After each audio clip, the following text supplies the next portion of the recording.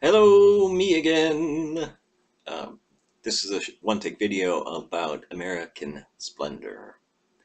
First, I apologize for the feeling of vertigo you got from watching the previous video, the part where I got up with my computer and looked at one of my bookshelves. I saw the video afterwards and I realized it was all a blur, kind of dizzying.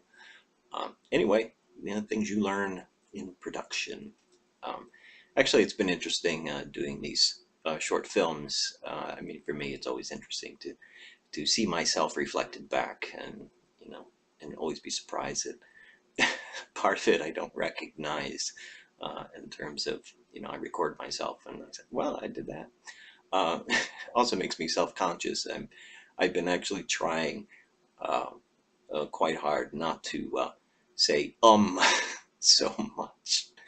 Also, I'm trying not to do this so much because I realize I do that when I am talking. So when I'm standing in front of a class, maybe it's not as uh, unnerving. Unnerving for me. Anyway, I'm going to try to keep my eyes at a normal size and try to avoid as much as possible.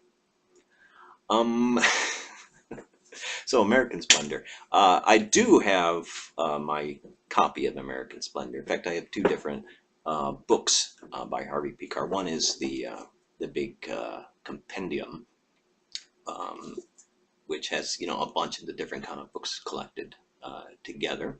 I guess you could call it a graphic novel if you're looking at the whole thing, though it is sort of a graphic novel, sort of a separate genre. Tend to be longer, more involved stories than the ones Harvey Pekar writes. Um, I also have this one, American Splendor, Another Day, which is one of the later ones. I was just looking at it. There's one story here called You Can't Rush Everything. And it's actually it's about Harvey laying down to rest and thinking maybe he'll take a nap. And he thinks all sorts of things, and then he takes a nap. Okay, and then the next story is called Medicating. Uh, this is has Harvey late at night, uh, well, actually in the early hours of the morning, uh, trying to figure out when he can take his morning meds. So he's sitting there waiting for time to pass so he could take his pills. And the pills he takes, uh, three Prozacs, one Lorazepam, don't know what that is, one amphetamine combo, and one lisinopril for blood pressure. Uh, yeah, so that's his morning pills. And also, he says in the last line, I'll take Excedrin as needed from here on out. So, the typical Harvey Pekar, mundane, prosaic stories, somehow they kind of work. I mean, I like it. I think the daring thing is, and I think I addressed this in my essay, is that, you know, uh, trying to take the mundane, the life of a mensch, or maybe not a mensch, other Yiddish word, the life of a regular guy, regular neurotic guy, and the little bit of humor and grace that is available to us all. So, I mean, that in itself is a great work of art. But what I wanted to dwell on here is that, I mean, those two stories I showed you, they were both illustrated by two different artists. In the big book here, 8 different artists. And this one, I think there's like four or five. And it actually says on it, illustrated by some of the greatest artists in terms of comics, greatest artists. So, I mean, by the end of his life, Pekar was sort of an institution, almost a brand that other artists wanted to take part in, and everyone wanted to have a shot at depicting Harvey. But and it's something I talked about in my essay. It's something that the film deals with. Is how do you adapt that?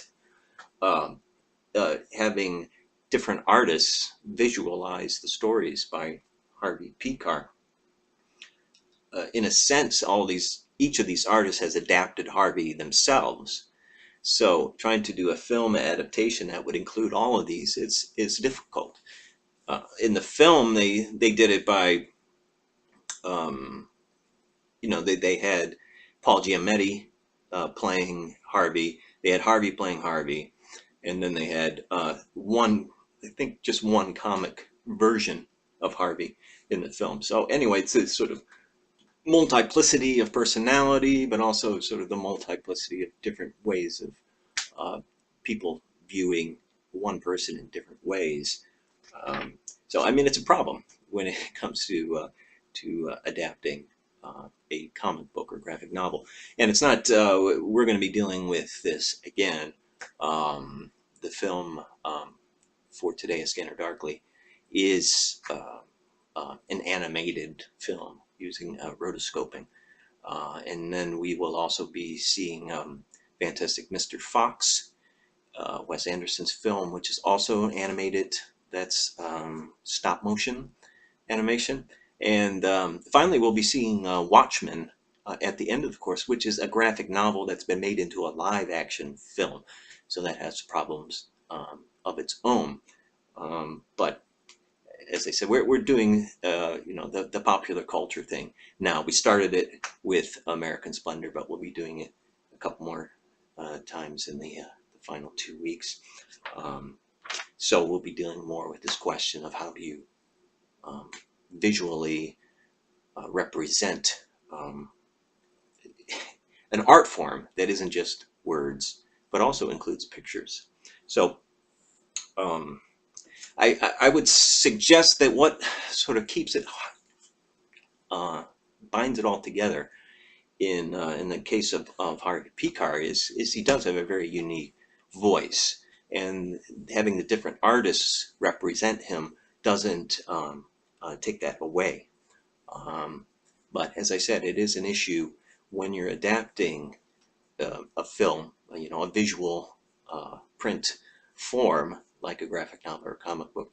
You have to take the visual aspect into consideration in the adaptation. So it's more than just voice, except maybe as I was just suggesting, voice is important in sort of holding it together so that it doesn't sort of dissipate in some sort of in its centrifugal force.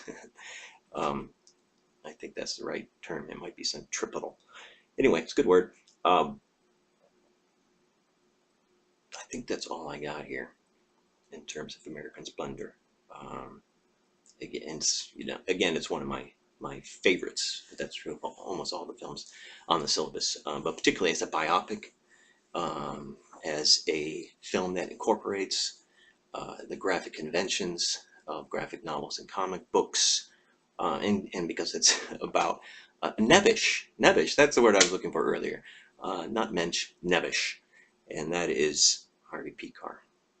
So I'll stop there and upload this and do one more of these. Stay tuned.